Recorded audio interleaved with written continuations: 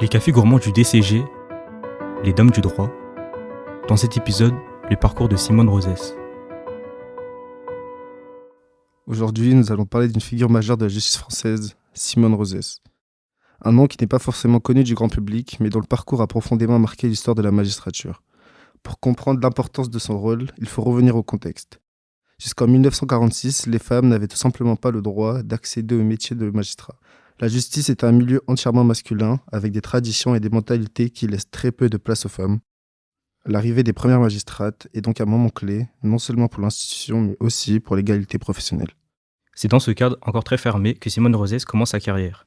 En 1949, elle devient juge suppléante, elle évolue progressivement grâce à son travail, sa rigueur et sa détermination.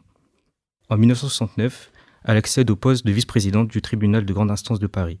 Une fonction importante, d'autant plus qu'à cette époque, les femmes à des postes élevés dans la justice restent extrêmement rares. Puis, en 1984, Simone Rosès marque l'histoire en devenant la première femme présidente de la Cour de cassation, la plus haute juridiction de l'ordre judiciaire français. Un symbole fort qui montre qu'une femme peut atteindre les plus hautes responsabilités dans un domaine où elles étaient auparavant exclues. Il est également important de rappeler qu'elle n'était pas la seule. À ses côtés, d'autres femmes, moins connues mais tout aussi essentielles, se battent durant cette période pour faire évoluer les mentalités, obtenir leur place et faire reconnaître leurs compétences. Aujourd'hui, la présence des femmes dans la magistrature paraît évidente, mais cette normalité est le résultat de décennies d'efforts, de persévérance et de parcours comme celui de Simone Rosès.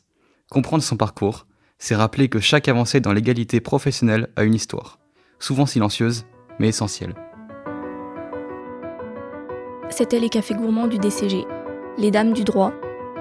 Retrouvez-nous sur Spotify, Deezer, Apple Podcasts et tous vos agrégateurs de podcasts.